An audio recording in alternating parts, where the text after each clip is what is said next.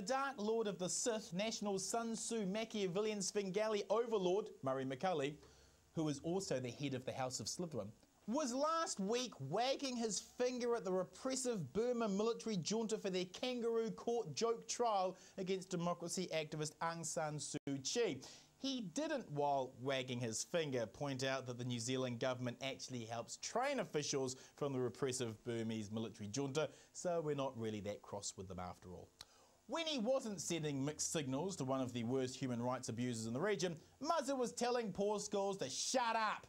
The government last week announced they were taking sports money off poor schools to give to their Kings and Guama old boy clubmates as a response to childhood obesity. That has nothing to do with the junk food National have now put back in the tuck shops.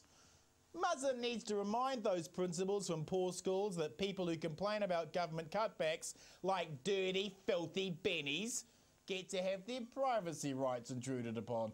Brothers and sisters, if the government want to pretend that putting junk food back into tuck shops and taking sports money away from poor schools to give to rich schools is the way to eradicate obesity, who are we to tell Muzza that the ref doesn't have a rugby team?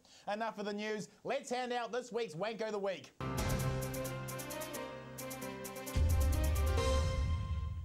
Brothers and sisters, this week's Wank of the Week is sponsored by the government of China and will not talk about China attempting to censor a documentary to be played on Māori television that highlights the repressive nature of the Chinese government. This Wank of the Week will not discuss the very same bully tactics used against the Melbourne Film Festival or the demands there the Chinese embassy made against the festival organisers, the city council or the press club. This Wank of the Week won't point out that New Zealand is not a province of China and we will watch what we bloody well like without being told what we can do so by the Chinese government. We're not in Beijing yet, Dr. Opata. Finally this week, whānau, the Barack Obama People's Hero of the Week Award.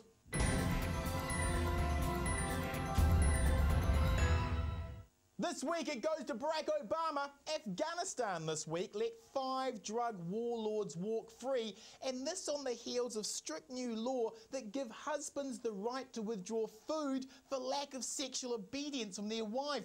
Drug warlord immunity and legally enforced sexual obedience? Now that's a war worth fighting for! That's it for the show, whānau. Don't forget, the conversation continues online at tumiki.blogspot.com. Good night, New Zealand. You stay classy, Aotearoa. Righto.